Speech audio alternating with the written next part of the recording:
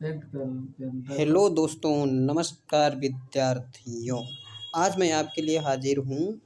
जहाँ से हमारी क्लास छूटी थी, हम वहीं से आज क्लास शुरू कर रहे हैं।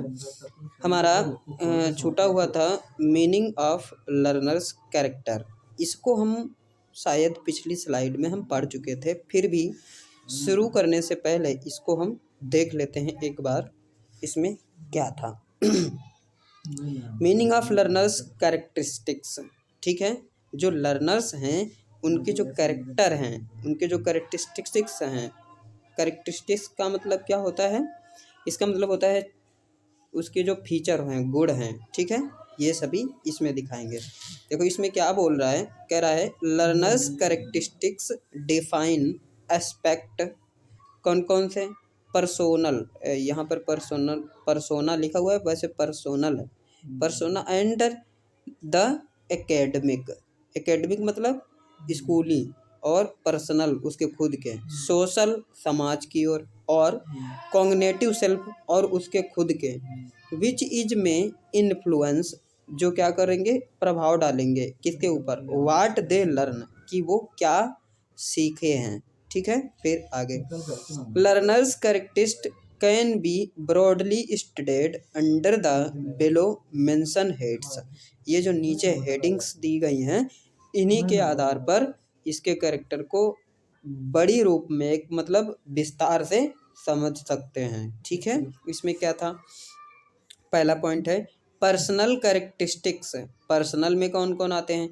These relate to the demographic such as, जैसे एज, जेंडर, फिर लैंग्वेज स्पोकन, फिर कल्चरल बैकग्राउंड, फिर कल्चरल बैकग्राउंड हो गया।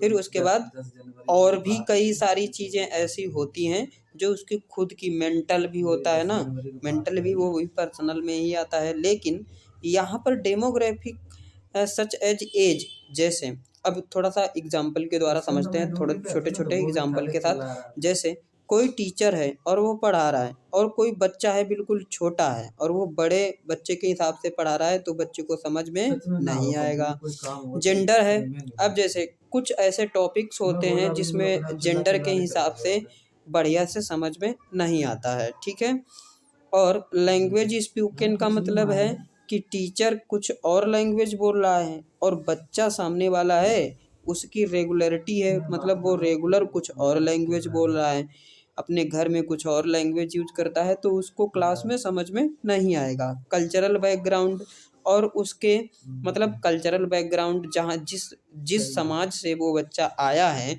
उस समाज के लोग उस समाज के लोगों का बैकग्राउंड, मतलब उनके घर का रहन सहन, रीति रिवाज कैसे हैं, इसको कल्चरल बैकग्राउंड कहते हैं, सांस्कृतिक जो होता है। ठीक है, कंसर्निंग ए पर्सन, एक व्यक्ति के द्वारा, एंड और are also vital aspect of learners characters. ये और भी कई बहुत बड़े बड़े कैरेक्टर्स हैं जो लर्नर्स के होते हैं। फिर एकेडमिक कैरेक्टर्स क्या क्या हो सकते हैं, ये देखो दूसरा पॉइंट दिया है एकेडमिक कैरेक्टर्स। इसके क्या हैं? दीज आर द एजुकेशनल और लर्निंग कैरेक्टर्स। ये क्या हैं? इनको हम एजुकेशनल कैरेक्टर्स भी कह सकते हैं और लर्निंग कैरेक्टर्स ऑफ लर्नर्स कह सकते हैं, है ना। रिलेटिंग टू ए पर्सन, किसी सिंगल व्यक्ति के साथ उसका कैसा रिलेशन है। ठीक, एक ग्रुप ऑफ पीपल, कुछ लोगों के साथ उसका कैसा व्यवहार रहता है। वेयर, जहाँ, देयर प्रियोर नॉलेज, उसका जो खुद का नॉलेज है। सोशलरी स्कूलरी स्टाइल, और जो स्कॉलरी स्टाइल है, मतलब जो जिस तरीके से वो रह रहा है स्कूल में। एंड लेवल ऑफ एजुकेशन, और उसके शिक्षा का स्तर क्या है। आल्सो कंसिडर्ड, ये भी विचार में रखा जाता है, ध्यान में रखा जाता है। This make academic A determining factor of learners characters. ये सभी क्या करते हैं? डिटरमाइनिंग फैक्टर होते हैं किसके? लर्नर्स के कैरेक्टरिस्टिक्स के। फिर सोशल एंड इमोशनल, देखो अगला है हमारा सोशल एंड इमोशनल। सोशल और इमोशनल में क्या होता है? These specify the characteristics related to a person और group such as self image, self efficacy, cohesiveness. ठीक है, ये सभी क्या क्या होते हैं, पर्सन किसी एक व्यक्ति के साथ या किसी ग्रुप के साथ। जैसे कि सच एज सेल्फ इमेज, उसकी खुद की इमेज क्या है समाज में, खुद की इमेज क्या है। सेल्फ इफिकेसी, खुद का जो प्रयास है, जिस तरफ वो बढ़ना चाह रहा है उसका खुद का वो क्या है। फिर कोहेसिवनेस। ठीक है, अब कॉग्निटिव में क्या क्या आ जाता है, कॉग्निटिव में आता है this refers to the mental capabilities, mental capabilities of a person, एक व्यक्ति की mental capability, mental capacity, mental एक तरीके से कह लो mental power, and aspect such as mental procedure, और उसके दिमाग का जो प्रोसीजर है, मतलब सुनता है पहले, फिर किस तरीके से समझ के वो जवाब देता है। इंटेलेक्चुअल स्किल, और आपस में इंटरेक्ट करने की जो स्किल है वो किस तरीके की है। प्रॉब्लम सॉल्विंग टेक्निक, और उसे अगर कोई प्रॉब्लम मिल जाती है या कोई प्रॉब्लम उसको फेस करनी पड़ती है तो वो किस तरीके की प्रॉब्लम टेक्निक जो सॉल्विंग वाली होती है। जैसे किसी व्यक्ति के सामने कोई प्रॉब्लम खड़ी हो गई तो वो व्यक्ति है वो किस तरीके से अपनी उस प्रॉब्लम को सॉल्व करने के नियम को स्वीकार करता है, कौन सी टेक्निक अपनाता है अपनी उस समस्या को समाधान करने के लिए। आर कंसीडर्ड, यही सारी चीज़ें क्या की जाती हैं, कंसीडर की जाती हैं। ठीक है, चलिए आगे बढ़ते हैं। अगला हमारा है कैरेक्टरिस्टिक्स ऑफ इफेक्टिव लर्निंग। जो इफेक्टिव लर्निंग होती है उसके कैरेक्टर क्या क्या होते हैं। चलो भाई इसके भी कैरेक्टर जान लेते हैं क्या क्या होते हैं। देखो यहाँ पर दिया है learning is a well structured process wherein all necessities, जहाँ पर सारी ज़रूरतें, all necessities become an effective learning process, जो सभी ज़रूरतें क्या बनाती हैं, इफ़ेक्टिव लर्निंग प्रोसेस को बनाती हैं। इफ़ फॉलोड, अगर इनको फॉलो किया जाए तो। ठीक है, effective learning is a process that help learners retain their knowledge, जो लर्नर्स को क्या करती है, अपने नॉलेज को रिटेन कराने में मदद करती है। इट सीन दैट, ये इसको कैसे देखा जा सकता है, दैट की विद इफ़ेक्टिव लर्निंग के साथ चिल्ड्रेन डेवलप रिच लैंग्वेज, जो बच्चे हैं वो जो ज़्यादातर रिच लैंग्वेज का मतलब है जो ज़्यादा लैंग्वेज प्रयोग की जाती है। नॉलेज, ज्ञान, एंड कंसंट्रेशन स्किल, और उनके जो ध्यान की जो स्किल है। आफ्टर नोइंग, इसको जानने के बाद, अबाउट लर्नर्स, इसको जानने के बाद लर्नर्स के बारे की characteristics, we must next study the aspect of effective learners. ठीक है, आगे बढ़ते हैं। इसमें अब कैरेक्टर क्या क्या दिया है। क्वेश्चन आर इनकरेज्ड एंड वैल्यूएड, जो क्वेश्चन होते हैं वो कैसे होंगे, इनकरेज्ड, मतलब उन क्वेश्चंस को क्या करेंगे, बढ़ावा देंगे, एंड वैल्यूड, और उनकी कीमत लगाएंगे, वैल्यू देंगे उनको। जैसे एक क्वेश्चन है 4 नंबर का दे दिया, दूसरा 3 नंबर का, तो मतलब क्वेश्चन की वैल्यू डिसाइड करेंगे। फिर आगे प्यूपिल यहाँ पर होता है शिष्य, ये होता है शिष्य, प्यूपिल, ये प्यूपिल का मतलब है शिष्य, यहाँ पर लोग वाला नहीं है, स्पेलिंग देखिए। ठीक है, प्यूपिल का मतलब होता है शिष्य। प्यूपिल develop ideas from A variety of sources, कई तरीके के सोर्सेस से, कई तरीके के स्रोतों से शिष्यों के अंदर क्या आ जाता है, डेवलपमेंट हो जाता है। किसका, आइडिया के लिए, विचारों का विकास होता है कई तरीके के स्रोतों को प्रयोग करके। ठीक है, different models of learning are incorporated, और अलग अलग मॉडल होते हैं जो लर्निंग के, वो भी इसमें बनाए जाते हैं। ठीक, एक्सप्लोरिंग मतलब निकालना, खोजना, एंड प्लेइंग इनहेंस लर्निंग, और बढ़िया से लर्निंग को चालू करते हैं। ठीक है, लर्निंग शुड बी पर्सनलाइज, जो लर्निंग है वो जो सीखने की प्रक्रिया है वो कैसी होनी चाहिए, पर्सनलाइज्ड होनी चाहिए। ठीक है, there should be a proper assessment, यहाँ एक प्रॉपर असेसमेंट होता है, दैट जो कि is persistent, authentic and fair, जो कैसा होगा, बिल्कुल साफ सुथरा, ऑथेंटिक मतलब जांचा परखा हुआ, और परसिस्टेंट, ठीक है, परसिस्टेंट भी होता है, साथ साथ में ऑथेंटिक भी होता है, और साथ साथ में फेयर भी होना चाहिए। क्या? असेसमेंट। जो असेसमेंट है वो प्रॉपर असेसमेंट जो होता है वो कैसा होना चाहिए, परसिस्टेंट होना चाहिए, ऑथेंटिक होना चाहिए एंड फेयर भी होना चाहिए। ठीक है, आगे, people to be actively involved in learning, जो शिष्य होते हैं, जो बच्चे होते हैं, वो एक्टिव तरीके से, सक्रियता से क्या किस में भाग लेते हैं, सीखने में, लर्निंग में वो एक्टिव रूप से भाग लेते हैं। ठीक है, आगे, there should be an enough motivation, उनके अंदर पर्याप्त प्रेरणा होती है, एमंग द टीचर्स, टीचरों के बीच में, टीचर और बच्चों के बीच में जो मोटिवेशन होता है वो पर्याप्त होता है, एंड और पीपल टू पार्टिसिपेट, वो पार्टिसिपेट मतलब भागीदार बनते हैं, वेल ठीक से, in the teaching learning process, teaching learning के प्रोसेस में, जब बच्चे और टीचर दोनों आपस में कैसे होंगे, मोटिवेट होंगे। ठीक है, तो वो बड़े अच्छे तरीके से लर्निंग प्रोसेस, टीचिंग और लर्निंग प्रोसेस में अच्छे तरीके से भागीदार बनते हैं। ठीक है, फिर आगे आराम से, the people should have enough thinking, the people should have enough thinking, जो बच्चे होते हैं उनके अंदर पर्याप्त थिंकिंग कैपेसिटी बिल्ड की जाती है। ठीक है, द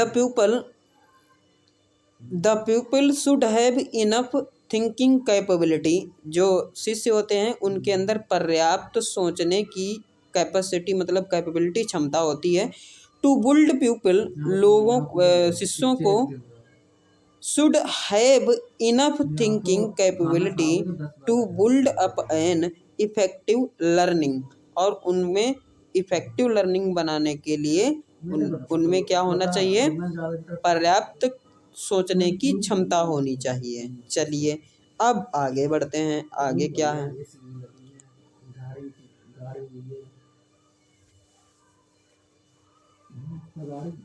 अब आता है हमारा लर्नर सेंटर्ड अप्रोच। ये क्या होता है भाई, लर्नर, ये दिया है लर्नर सेंटर्ड अप्रोच। ठीक है, ये क्या होता है, a learner centred approach to education, किसके लिए होता है, a learner centred approach to education और learning completely shift focus from the teacher towards the learners, enabling interactive plans to engage pupil and build their abilities। ठीक है, यहाँ पर कह रहा है लर्नर सेंटर्ड जो अप्रोच होता है उसमें टीचर पूरी तरीके से, पूरी शिफ्ट जो होती है, जितने बच्चों को पढ़ाना है उन सभी बच्चों पर फोकस करता है, किसके लिए, लर्निंग पर, लर्नर पर फोकस करता है, लर्नर की ओर फोकस करता है, इनेबलिंग इंटरेक्टिव, और इंटरेक्टिव प्लान को चालू करता है मतलब शुरू करता है, टू एंगेज मतलब जुड़े रहने के लिए, किसके साथ, बच्चों के, एंड और बुल्ड देयर एबिलिटीज़, और उनकी जो एबिलिटीज़ होती हैं, एबिलिटीज़ मतलब जो उनकी योग्यताएं होती हैं उनको। ठीक है, अब इसमें क्या क्या है, कुछ हेडिंग दे रखी हैं, इनको भी पढ़ते हैं भाई, कुछ पॉइंट दे रखे हैं, पॉइंट ही हैं एक तरीके से, और कुछ हेडिंग भी दे रखी है, तो इनको पढ़ते हैं। कंस्ट्रक्शन ऑफ लर्निंग, लर्निंग का कंस्ट्रक्शन मतलब लर्निंग को कैसे बनाना है, कैसे इफेक्टिव लर्निंग कैसे बनानी है, कैसे बनानी है।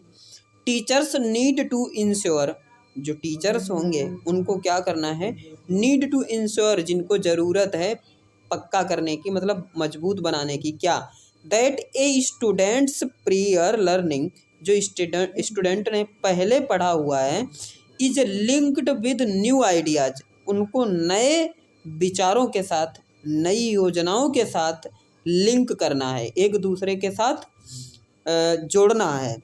To establish a better knowledge, और किसके लिए? इस्टाब्लिश बनाने के लिए, क्या? बेटर नॉलेज, बढ़िया ज्ञान बनाने के लिए, ऑफ सब्जेक्ट मैटर, जो भी हमारा सब्जेक्ट का मैटर होगा, जिस विषय पर हम बात करेंगे उस विषय को हम पहले से जो पढ़ा गया था उसके साथ लिंक करके टीचर को ये इंश्योर करके चलना पड़ता है। फिर मेटाकॉग्निशन, ये लिखा हुआ है। मेटाकॉग्निशन क्या होता है?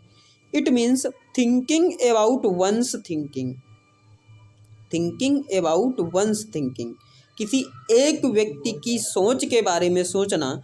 टू बी मेटाकॉग्निटिव, ये क्या होता है? Metacognitive. The people must know how and know the need to think about their thinking, ठीक है।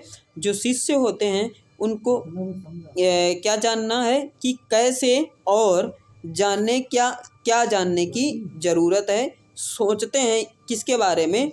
अपनी थिंकिंग के बारे में, अपनी थिंकिंग के बारे में वो सोचते हैं कि हमें क्या जानना है और क्या किसके बारे में हमें सोचना है, ठीक है। This makes people take duty, ये शिष्यों को क्या बनाती है? एक तरीके से कर्तव्यों को लेने के लिए।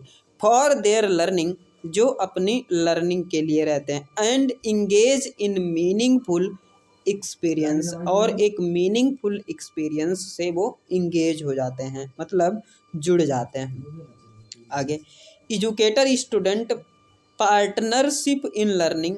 एजुकेशन और स्टूडेंट, मतलब एजुकेटर और स्टूडेंट दोनों की पार्टनरशिप लर्निंग होती है। इसमें क्या होता है? फॉर इफेक्टिव लर्निंग, प्रभावपूर्ण सीख के लिए क्या होता है? The people must be an integral part of learning. जो शिष्य लोग होते हैं, जो बच्चे होते हैं, वो क्या होते हैं? इंटीग्रल पार्ट होते हैं, जुड़ा हुआ भाग होता है किसका? लर्निंग प्रोसेस का।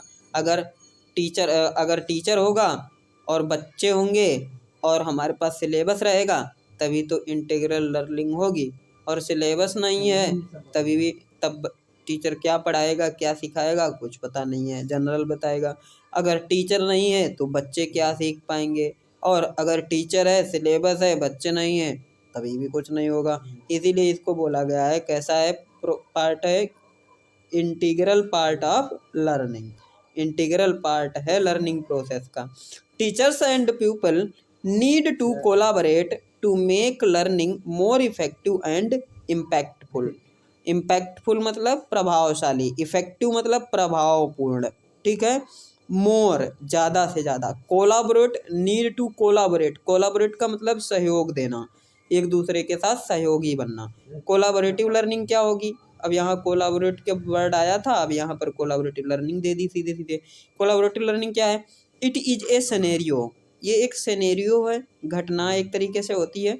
Where in the peoples work with their peers, जहाँ पर जो शिष्य होते हैं अपने सह मित्रों के साथ, पीयर्स मतलब साथ में पढ़ने वालों के साथ, कलीग्स जिनको बोलते हैं।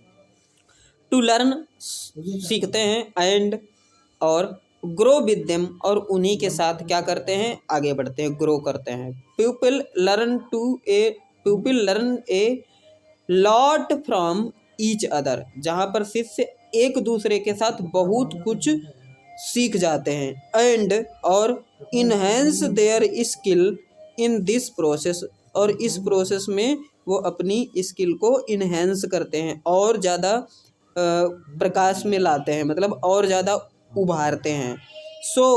इसलिए this concept should be developed, इसलिए इस कॉन्सेप्ट को डेवलप करना चाहिए। And promoted in any educational setup, और किसी भी एजुकेशनल सेटअप में इस वाले प्रोसेस को, कॉग्निटिव लर्निंग वाले प्रोसेस को प्रमोट भी करना चाहिए, और इसके कॉन्सेप्ट को डेवलप भी करना चाहिए, ठीक है। ऑथेंटिक असेसमेंट, ये क्या होता है? इट इज द एक्यूरेट का मतलब एकदम बढ़िया, निश्चित, एंड एप्रोप्रिएट असेसमेंट, जो ज़रूरी है, जो उचित है, उस तरीके का assessment of a student's progress, किसी बच्चे की प्रोग्रेस का मतलब है प्रगति की ओर, as an outcome of an effective teaching, और यही क्या होगा, एक इफेक्टिव टीचिंग का आउटकम होगा। मतलब हमने पढ़ाया है बच्चों को, तो बच्चों ने सीखा कितना है, इसी से हमें पता चलेगा कि हमारा आउटकम कितना है। इनपुट तो हम अपने आप से अपनी तरफ से देते ही रहते हैं, है ना।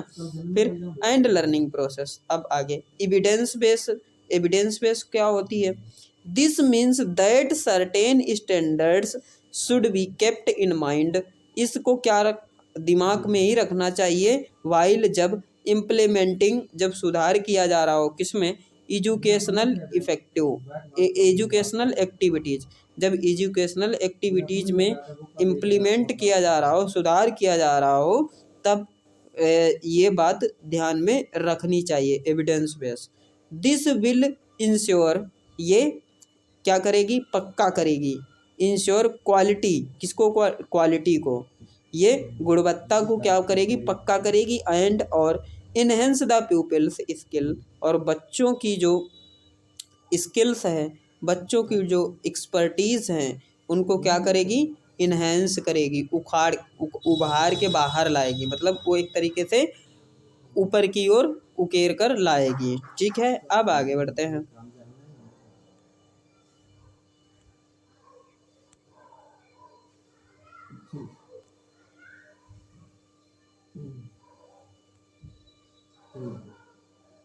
अब देखो, type of learners and there characteristics, जो लर्नर्स होते हैं उनके टाइप क्या हैं और उनके कैरेक्टरिस्टिक्स क्या हैं। ठीक है, लर्नर के, तो लर्नर कितने प्रकार के होते हैं और उनके कैरेक्टर क्या क्या होते हैं। Learners can be divided according to their distinct characteristics, distinct characteristics के हिसाब से लर्नर्स को डिफाइन कर सकते हैं, डिवाइड कर सकते हैं। एंड नेचर के हिसाब से भी, सम ऑफ, उनमें से कुछ, विच हैव एक्सप्लेन्ड बिलो, जो नीचे ये दिए गए हैं, है ना। फिर उसके बाद learners can first be divided, जो लर्नर्स होते हैं वो पहले क्या कर सकते हैं? पहले डिवाइड कर सकते हैं इनटू 3 कैटेगरीज, नीचे की 3, ऊपर की 3 कैटेगरी इनमें। ठीक है, अकॉर्डिंग टू देयर एज और मेजॉरिटी लेवल, अपनी एज के हिसाब से और कितनी उन बच्चों के अंदर समझ है उस हिसाब से भी। ठीक है, अब देखते हैं हम इसमें 6 तरीके के लर्नर्स होते हैं। कौन कौन? यंग लर्नर्स का मतलब नवयुवक वाले। फिर एडोलेसेंट का मतलब है जो हाई स्कूल के बाद वाले। फिर एडल्ट, जिनकी एज 18 के ऊपर हो जाती है, जो मास्टर डिग्री या PhD वगैरह कर रहे होते हैं। ठीक है, फिजिकल किनेस्थेटिक इन लर्नर्स, फिजिकल लर्नर्स भी होते हैं, जैसे PT वगैरह सिखाई जाती है, या गेम जो सिखाए जाते हैं, क्रिकेट हो गया, वॉलीबॉल हो गया, कबड्डी हो गया, ये सारे क्रिकेट वाले किस में आते हैं? फिजिकल या kinaesthetic learners. Visual spatial learners क्या होते हैं? ये वो लोग होते हैं जो विजुअलाइज करके, जिनको सुनाई नहीं देता है, दिखाई देता है, लेकिन तो वो किससे काम चलाएंगे? तो वो विजुअल से काम चलाएंगे, मतलब दिखा के क्योंकि बोल सकते नहीं है, तो विजुअल लर्नर्स होते हैं। ठीक है, अब ऑडियोटरी लर्नर्स क्या होते हैं? जिनको दिखाई नहीं देता है बट सुनाई देता है, तो वो किस में आएंगे? ऑडियोटरी लर्नर्स में। चलिए अब आगे बढ़ते हैं। यंग लर्नर्स, पहला नंबर आया हमारा यंग लर्नर्स। यंग लर्नर्स कौन कौन से होते हैं देखते हैं भाई। हमारा पहला है यंग लर्नर्स, हमें उसमें हेडिंग में दिया गया था यंग लर्नर्स। ठीक है, दीज लर्नर्स आर चिल्ड्रेन, ये कैसे होते हैं? ये बच्चे होते हैं। And their way of learning is quite distinct compare to the learning behaviour of other age group. इनकी जो लर्निंग होती है वो कैसे होती है, डिस्टिंक्ट, क्वाइट डिस्टिंक्ट, बिल्कुल डिस्टिंक्ट होती है compared to the learning behaviour, इनके लर्निंग बिहेवियर पे, सीखने के तरीके से, ऑफ अदर एज ग्रुप, और अन्य उम्र के जो ग्रुप के लोग हैं उनसे। Learners falling in the age group, ये जो लर्नर्स हैं ये किस में आते हैं, कौन कौन से, 3 to 11 और 12, मतलब 3 साल से लेकर 11 या 12 साल तक वाले बच्चे, ठीक है, ये किस में आएंगे, यंग लर्नर्स में। आगे, are viewed as young learners, इनको यंग लर्नर्स के रूप में देखते हैं, किनको किनको, 3 साल से लेके 11 या 12 साल के बच्चों को, ठीक है। इनको हम किस में रखते हैं, यंग कैटेगरी में, यंग लर्नर्स की कैटेगरी में। आगे बढ़ते हैं। Young learners exhibit different physical, psychological, social, emotional, conceptual and cognitive aspects, उनके पास अलग अलग तरीके के क्या होते हैं, फिजिकल मतलब शारीरिक, साइकोलॉजिकल मतलब मानसिक, सोशल सामाजिक, इमोशनल भावुक, कॉन्सेप्चुअल विचारात्मक, एंड कॉग्निटिव एस्पेक्ट, उनके खुद के एस्पेक्ट होते हैं। वो किस किस तरीके से होते हैं, these learners are the ones, ये एक वो लर्नर होते हैं who are in grades 1 to 4, जो किसके ग्रेड में रहते हैं, 1 साल से लेके 1 क्लास से लेके 4 क्लास तक, ठीक है। And they learn by taking about themselves, जो अपने खुद से बातें करने से सीखते हैं। Their families and their friends, जो कहाँ से सीखते हैं, अपने ही फैमिली से, अपने ही परिवार वालों से, और अपनी किससे, फ्रेंड से, दोस्तों के द्वारा सीखते हैं। फिर they are very keen to search for new concept and ideas, वे बहुत ज़्यादा क्या करते हैं, नए विचार सोचते हैं, नई अवधारणाएं सोचते हैं, और नए विचार भी सोचने के लिए आगे रहते हैं। They usually use their imagination to discover new things, वे अपनी इमेजिनेशन, कल्पनाओं से वो क्या करते हैं, नई चीज़ों को खोजते हैं। फिर they use their sense of touch, वे अपने छूने का जो भाव है, स्मेल, साइट नज़र, सूंघना, टच छूना, एंड हियरिंग और सुनकर, to learn about new things, जो नई चीज़ों को देखते, नई चीज़ों के बारे में जानते हैं। किससे जानेंगे, वो छू कर भी जान लेते हैं, सूंघ कर भी जानते हैं, देख कर भी जानते हैं, और सुनकर भी जानते हैं, ठीक है। तो इन चारों चीज़ों से वो क्या करते हैं, नई चीज़ों के बारे में सीखते हैं। और their attention span it quite short, उनका जो अटेंशन स्पैन होता है, स्पैन मतलब एक तरीके से कह लो बाउंड्री, अटेंशन स्पैन जो होता है, उनकी जो समय सीमा होती है ध्यान देने की, इज क्वाइट शॉर्ट, बिल्कुल कम होती है, वो थोड़ी देर ही ध्यान देंगे। ज़्यादा जब तुम बात कर रहे हो बच्चों से तो वो थोड़ी देर तक ध्यान देंगे, उसके बाद उनके दिमाग में कुछ ना कुछ आने लगता है। So they constantly need to be involved in attractive and highly engage activities to hold on to their attention, उनके ध्यान को केंद्र पर रखने के लिए, मतलब उसी टॉपिक पर ध्यान को बनाए रखने के लिए वो क्या करते हैं, उनके लिए हाईली इंगेजिंग एक्टिविटी होनी चाहिए और अट्रैक्टिव भी होनी चाहिए, तभी वो ध्यान देंगे, नहीं तो ध्यान ही नहीं देंगे।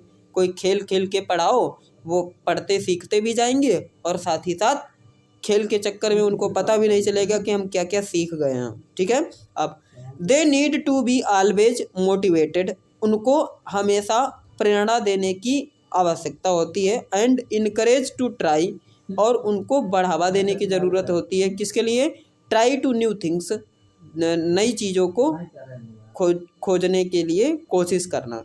These people need personal guidance, इन बच्चों को, इन शिष्यों को पर्सनल गाइडेंस की भी ज़रूरत होती है, जो अपने टीचर के द्वारा, अपने टीचर से इनको सदैव पर्सनल गाइडेंस की भी ज़रूरत होती है।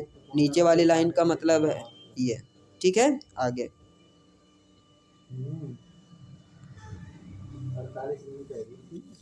एडोलेसेंट लर्नर्स क्या होते हैं भाई? एडोलेसेंट लर्नर्स की क्या कहानी है, चलो इसको भी देखते हैं।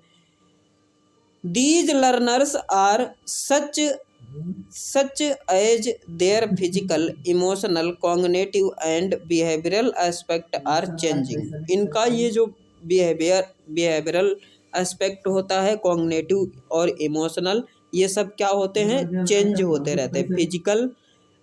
फिजिकल चेंज भी होता रहता है। दे आर लर्नर्स, ये लर्नर्स होते हैं कौन से? There teens. टीन्स का मतलब होता है जैसे 12 में तो LVE आता है, टीन्स का मतलब होता है 13 के बाद, 13, इसीलिए इसको टीन्स बोलते हैं। Their characteristics are known below, इनको नीचे हम समझ सकते हैं कौन कौन से। Adolescent learners are generally divided into 2 parts. जो एडोलेसेंट लर्नर्स होते हैं उनको 2 भागों में बांटा गया है। अर्ली एडोलेसेंट, जिनकी एज होती है 12 से 17 साल, मतलब 12 से लेके 17 वाले ये किस में आते हैं? ये आते हैं हमारे अर्ली एडोलेसेंट, मतलब इन्होंने एडोलेसेंट वाले पायदान पर अब ये पहुंच पाए हैं, मतलब अभी अभी जस्ट पहुंचे हैं, तो इसीलिए इनको 12 साल मतलब 13 साल से लेके 17 साल तक के बच्चों को। एंड लेट एडोलेसेंट क्या होते हैं? जो 17 से 19 साल तक के रहते हैं। उसके बाद क्या हो जाते हैं? एडल्ट, उसके बाद एडल्ट की कैटेगरी में आ जाएंगे। फिर है they are booking for personal identity, they are looking, sorry booking पढ़ दिया था हमने, यहाँ पर लुकिंग है। They are looking for personal identity, ये हमेशा अपनी पर्सनल आइडेंटिटी, अपनी खुद की पहचान बनाने के लिए देख रहे होते हैं, मतलब खोज रहे होते हैं। They are constantly looking for activities that suit their needs, ये हमेशा उन क्रियाकलापों के बारे में खोजते रहते हैं, ढूंढते रहते हैं, कोशिश करते रहते हैं जो इनके ऊपर सूट करे, इनकी ज़रूरत के अनुसार। इनको जो चीज़ ज़रूरत होती है ये उसी एक्टिविटीज़ में पार्टिसिपेट करते हैं, अन्यथा ये पार्टिसिपेट नहीं करते हैं। एंड और लर्निंग रिक्वायरमेंट, और जो इनके लर्निंग रिक्वायरमेंट में ज़रूरत होती है ये उनको ही हमेशा खोजते रहते हैं। When these learners loose interest, जब इन लर्नर्स का इंटरेस्ट जो होता है वो कम हो जाता है, या ये अपना इंटरेस्ट खो देते हैं इन सब्जेक्ट मैटर, उस सब्जेक्ट मैटर से, जिस सब्जेक्ट मैटर की बात चल रही है, अगर उनका उससे ध्यान ये खो देते हैं, तब ये क्या करते हैं? They become quite disruptive and don't want to be involved in it any further, और तब ये उनमें दोबारा से जाने की कोशिश नहीं करते, मतलब उसी चीज़ में दोबारा से इंटरेस्ट जगाने की कोशिश नहीं करते हैं।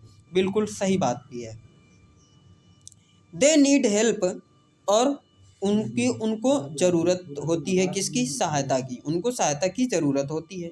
एंड सपोर्ट फ्रॉम टीचर्स, और सपोर्ट की भी ज़रूरत होती है, ठीक है, किसकी? टीचर्स की, उन्हें टीचर्स की सहायता और सपोर्ट दोनों ज़रूरत होती है।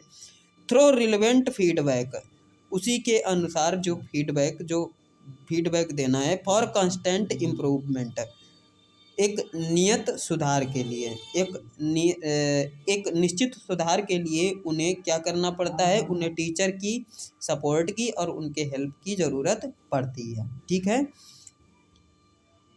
दे कैन ड्रॉ इन्फॉर्मेशन, वे क्या कर सकते हैं? इन इन्फॉर्मेशन को ड्रॉ कर सकते हैं, बना सकते हैं। दे कैन ड्रॉ इन्फॉर्मेशन, वो सूचनाओं को या घटनाओं को बना सकते हैं।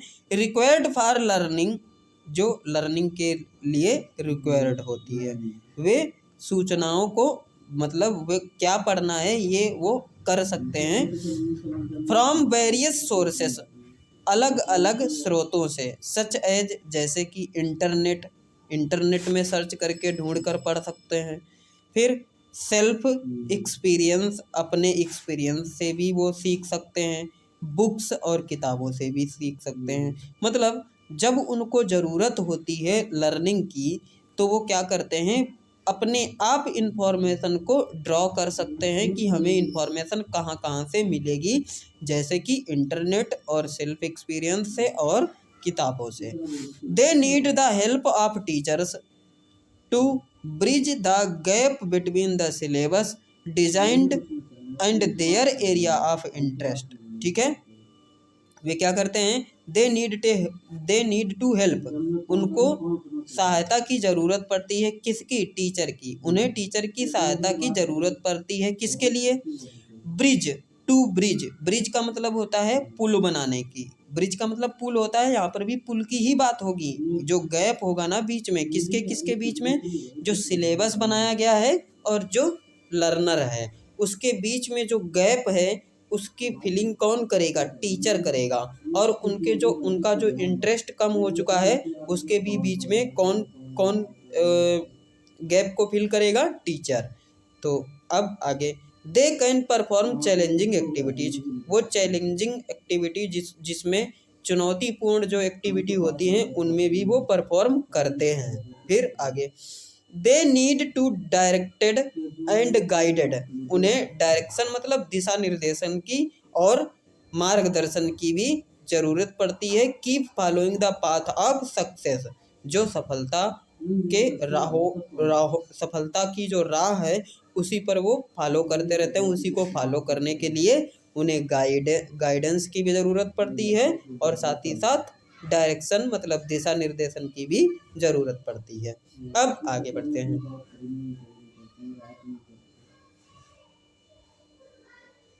फिर अब आ गया हमारा एकेडमिक कैरेक्टरिस्टिक्स ऑफ एडोलेसेंट। अब ये देखिए, ये जो हमारा एडोलेसेंट था उसी के ये कैरेक्टरिस्टिक्स हैं। पहला कैरेक्टरिस्टिक्स क्या है? एकेडमिक वाला। एकेडमिक के हिसाब से उनमें क्या क्या बदलाव होते हैं, क्या क्या उनके गुण होते हैं, ये चीज़ हम इन पॉइंट में, इन 6 पॉइंट के द्वारा समझेंगे। चलिए भाई,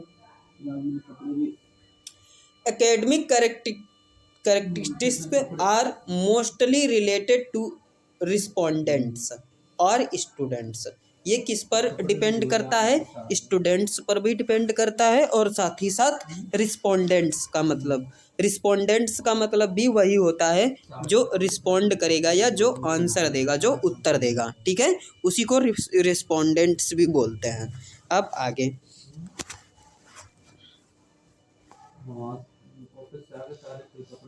education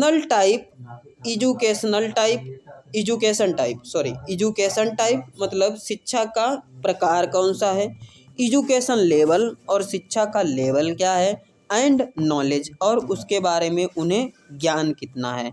these include aspect like learners education, ये एस्पेक्ट क्या जो बनाते हैं? लर्नर का एजुकेशन बनाते हैं, लर्नर्स एजुकेशन बनाते हैं। ये एस्पेक्ट इसमें जुड़ते हैं। लर्निंग गोल्स और उनके सीखने का जो उद्देश्य है वो क्या है, एंड प्रियोर नॉलेज और जो पीछे वाला नॉलेज था, जो पीछे पड़ा था, उसका क्या महत्व है।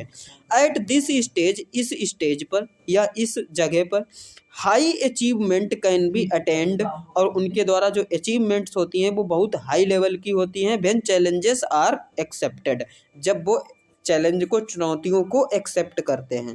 सच लर्नर्स परफॉर्म एक्टिव लर्निंग, वे सभी एक्टिव लर्निंग में परफॉर्म करते हैं, भागीदार बनते हैं। एक्सपीरियंसेस इन कंपैरिजन और उनके पास कंपैरिजन का मतलब तुलनात्मक अध्ययन का भी एक्सपीरियंस होता है, अनुभव होता है। टू पैसिव लर्निंग एक्सपीरियंस, जो पैसिव लर्निंग एक्सपीरियंस होती है उसमें वो क्या कर सकते हैं, वो कंपैरिजन भी कर सकते हैं अपने जो लर्निंग एक्सपीरियंस है उसके हिसाब से कंपैरिजन भी कर सकते हैं। There is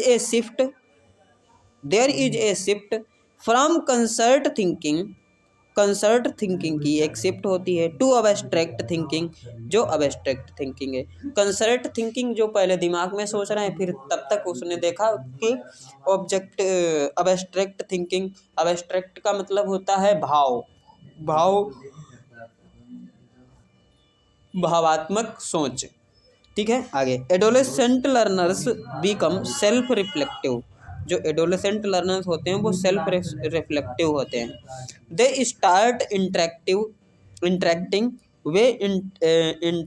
they start interacting with peers groups, वे अपने पीयर्स का मतलब होता है अपने जो साथ में पढ़ने वाले ग्रुप के बच्चे होते हैं, ड्यूरिंग द लर्निंग एक्टिविटीज के दौरान, लर्निंग एक्टिविटीज के दौरान वे किस में स्टार्ट कर देते हैं इंटरेक्ट करना, अपने पीयर के ग्रुप्स में। इंक्रीज कैपेसिटी, और अपनी क्षमता को बढ़ाते हैं, in understanding higher level humans, higher level के जो ह्यूमंस होते हैं उनके हिसाब से वो अंडरस्टैंडिंग क्षमता को भी डेवलप करते हैं, which can be misunderstand as sarcasm, जब कभी उनको किसी भी जब वो मिसअंडरस्टूड होते हैं। ठीक है, मिसअंडरस्टूड होते हैं। ठीक है, आगे बढ़ते हैं।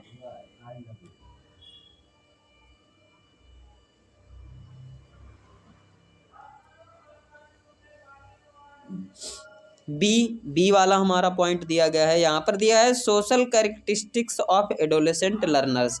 सोशल कैरेक्टरिस्टिक्स क्या होते हैं इन बच्चों के, कौन कौन से, एडोलेसेंट वाले। और एडोलेसेंट में दो प्रकार थे, दो प्रकार कौन कौन से थे, अर्ली एडोलेसेंट जो 12 से लेके और 17 साल तक के, अर्ली वाले कितने थे, 12 से लेके 17 साल तक, और जो लेट लर्नर्स, जो लेट एडोलेसेंट थे वो कितने, वो कौन थे, वो 17 से लेके 19 साल तक के बीच वाले, 2 साल तक उधर वाले होते हैं। जो तुरंत एडोलेसेंट में लर्निंग में पैर रखते हैं उनको 13 साल से लेकर उनकी एज कितनी होती है, 17 साल तक की। ठीक है, चलिए आगे बढ़ते हैं। Social characteristics are related to the learners, social जो कैरेक्टरिस्टिक्स होते हैं वो लर्नर्स से रिलेटेड होते हैं। क्या क्या होता है उसमें, एटीट्यूड मतलब उनका रवैया कैसा है, किस तरीके से वो सीखेंगे, किस तरीके से वो पढ़ेंगे, एटीट्यूड टुवार्ड्स द ग्रुप और individual with respect to the group, अपने ग्रुप में और अपने किसी इंडिविजुअल मतलब पर्सनल किसी सिंगल व्यक्ति के साथ और किसी ग्रुप के साथ उनका रवैया कैसा है, और उनका जो वो कितना अपने ग्रुप के प्रति आदर भाव रखता है। ठीक है, आगे they include the process of establishing, और वे इंस्टाब्लिश करते हैं, प्रोसेस ऑफ इंस्टाब्लिशिंग किसका, a sense of identity, sense of identity मतलब अपनी पहचान बनाने के लिए, एंड ए रोल, और उसका रोल क्या है उस पूरे ग्रुप में, वो इस प्रोसेस पर ज़्यादा इंस्टाब्लिश करता है, मतलब इस प्रोसेस को वो ज़्यादा बनाता है। आगे दे बिलीव, वे विश्वास करते हैं, दैट की देयर प्रॉब्लम्स की उनकी समस्याएं, and their feelings are unique, उनकी समस्याएं और उनकी जो फीलिंग है, उनके जो भाव हैं, उनकी जो फीलिंग है, उनके जो भाव हैं वो कैसे हैं, उन्हें ये विश्वास रहता है कि उनकी फीलिंग और उनके भाव जो होते हैं वो बिल्कुल कैसे होते हैं, यूनिक होते हैं। यूनिक का मतलब होता है अनोखे। ठीक है, adolescent learners become self conscious, वो सेल्फ कॉन्शियस भी होते हैं, एडोलेसेंट लर्नर्स जो होते हैं वो सेल्फ कॉन्शियस होते हैं, and sensitive towards any criticism they face, और जो भी समस्याओं का वो सामना कर रहे होते हैं उनके प्रति वो काफ़ी सेंसिटिव होते हैं और सेल्फ कॉन्शियस भी होते हैं। दे ऑलवेज सर्च, वे हमेशा ढूंढते रहते हैं क्या, for a social position among peers, अपने ग्रुप के बीच में वो अपनी सोशल पोजीशन, अपने सामाजिक अवस्था को भी लोगों के बीच में हमेशा ढूंढते रहते हैं कि हमारी इन लोगों के बीच वैल्यू क्या है या ये लोग हमें कितना मानते हैं। ठीक है, दे स्टार्ट एक्सप्लोरिंग, वे क्या करते हैं, स्टार्ट कर देते हैं, शुरू कर देते हैं, एक्सप्लोरिंग फेशियल, एक्सप्लोरिंग का मतलब होता है एक्सप्लोरिंग का मतलब होता है निकालना, खींचना, ढूंढना। फेशियल एंड इथनिक आइडेंटिटी मतलब चेहरे की, मतलब देखकर ही कोई पहचान जाए कि हाँ ये फला व्यक्ति है। And in ethnic, ethnic identity मतलब सामाजिक जो आइडेंटिटी, आइडेंटिटी मतलब पहचान, सामाजिक पहचान। एंड और look for the same pair, और look for the same pair groups, और ये सेम पेयर ग्रुप में भी ढूंढते हैं ये चीज़। द सेम बैकग्राउंड, और वो सेम बैकग्राउंड वाले को भी ढूंढते हैं। फिर आगे ये अपने ग्रुप में क्या क्या ढूंढते हैं, ये अपने ही जैसे, अपनी ही आइडेंटिटी के जैसे, और सेम पीयर ग्रुप, अपने ही जैसे जो लोग होते हैं वो ग्रुप में अपने ही जैसे बैकग्राउंड के लोगों को ढूंढते हैं। ठीक है, आगे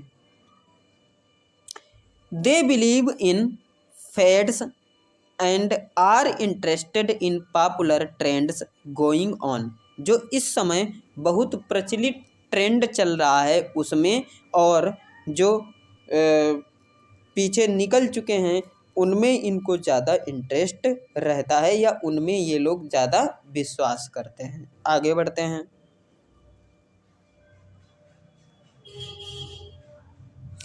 इमोशनल कैरेक्टरिस्टिक्स क्या होते हैं भाई?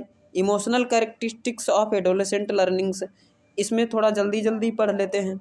Emotional characteristics of learners are related to how the person thinks, कि जो व्यक्ति है वो कैसे सोचता है, और फील्स और कैसा अनुभव करता है, अबाउट देमसेल्फ एंड अदर्स, वो स्वयं में और लोगों के साथ, स्वयं में और लोगों के साथ एक व्यक्ति किस तरीके से सोचता है और किस तरीके का अनुभव करता है, ये इमोशनल कैरेक्टरिस्टिक्स होता है किसका? एडोलेसेंट लर्नर्स का।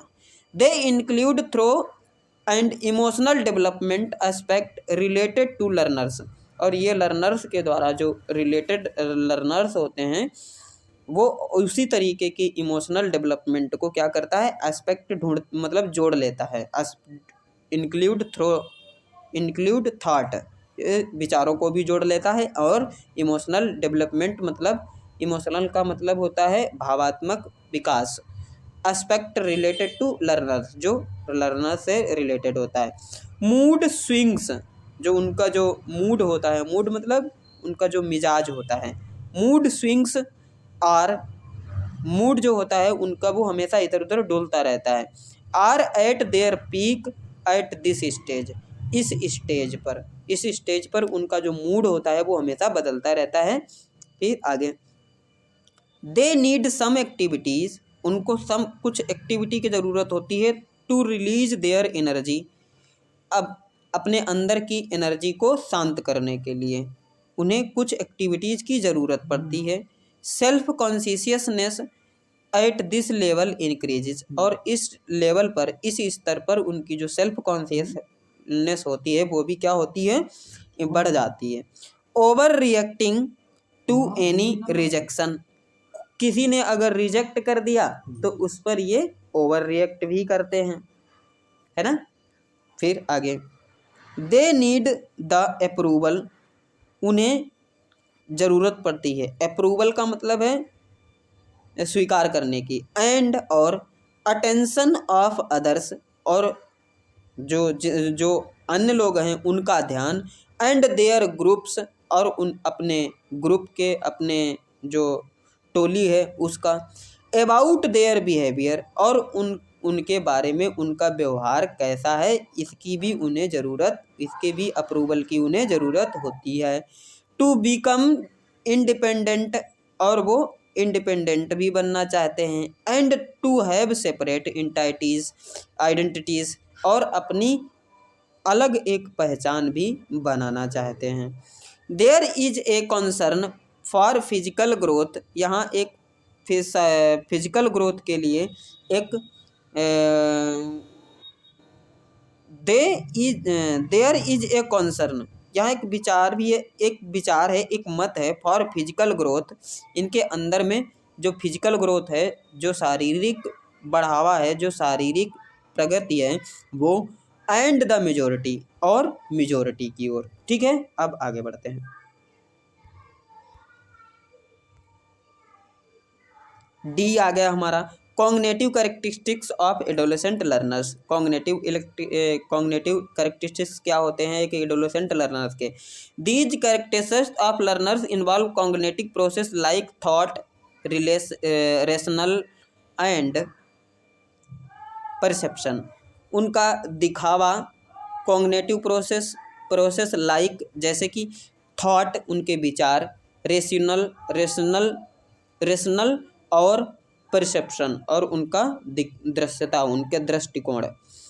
These majorly include memory. इसमें क्या क्या इसमें सबसे अधिक क्या जुड़ता है? मेमोरी मतलब स्मृति, मेंटल प्रेशर और उनके दिमाग पर कितना वजन है, कितना दबाव पड़ रहा है वो भी इसमें इंक्लूड होता है। प्रॉब्लम सॉल्विंग स्किल और उनकी जो प्रॉब्लम सॉल्विंग स्किल होती है वो भी इसमें जुड़ती है।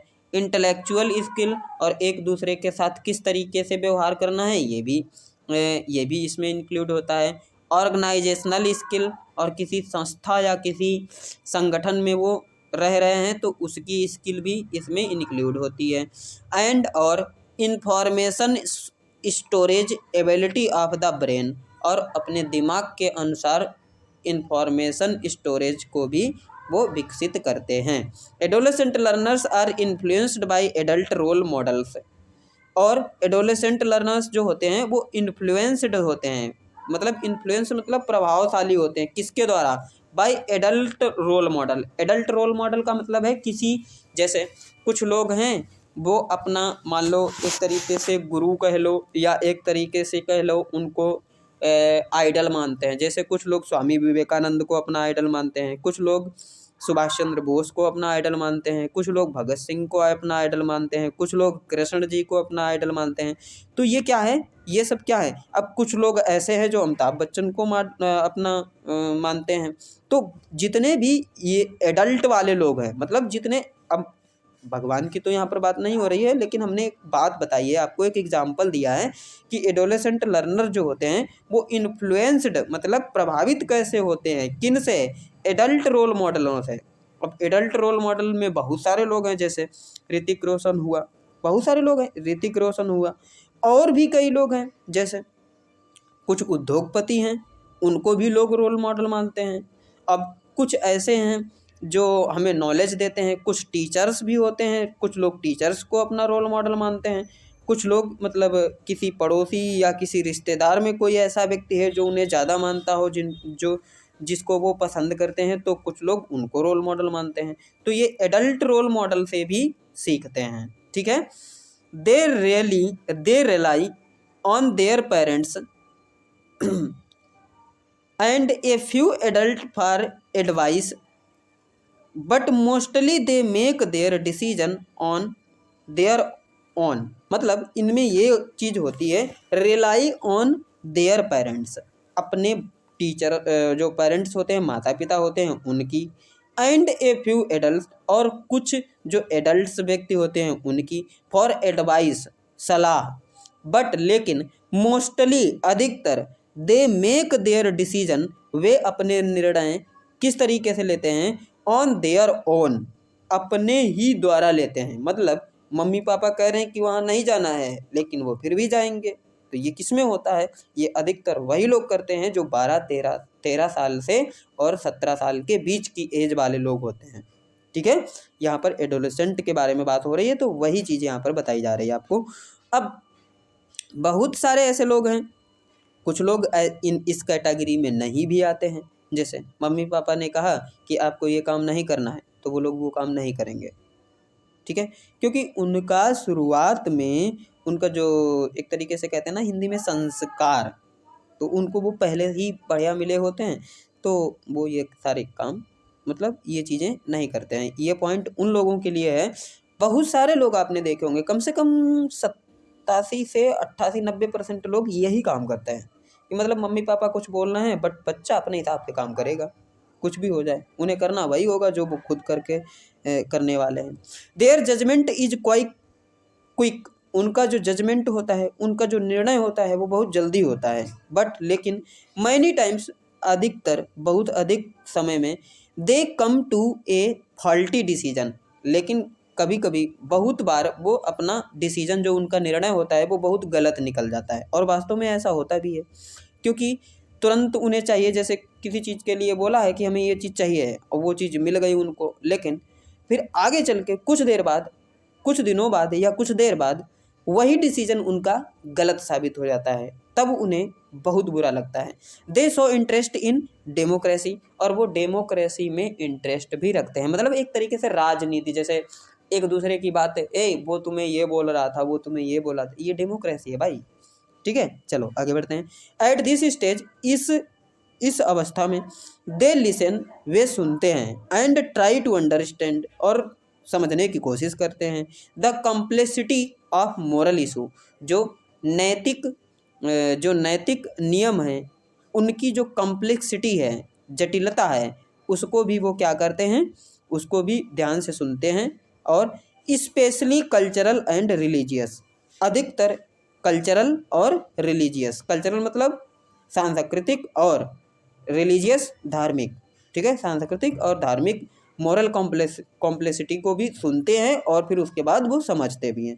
They are concern for the downtrodden and suffering classes, और उनको सहन भी बहुत कुछ करना पड़ता है, लाइक एनिमल्स, जानवरों के जैसा है, एंड द इन्वायरमेंट, और जो इन्वायरमेंट मतलब पर्यावरण, और जो पर्यावरण के हिसाब से। अब ये हमारी क्लास यहीं पर समाप्त होती है। आगे की क्लास में हम मिलेंगे, जिसमें हम आपको आगे की क्लास लाएंगे जल्दी ही। अब डेली क्लास आपको मिलेगी, ठीक है, और हमारी वेबसाइट को भी आप चेक कर सकते हैं, वहाँ पर सारा कंटेंट आपको सेम एज इट इज़ आपको मिल जाएगा, ठीक है। साथ ही साथ हमने PDF फॉर्मेट में भी अपने कंटेंट को करके रखा है, वो भी आपको हम जल्दी ही टेलीग्राम पे और टेलीग्राम या व्हाट्सएप के थ्रू आपको मिल जाएगा, ठीक है। तब तक के लिए खुश रहिए, धन्यवाद।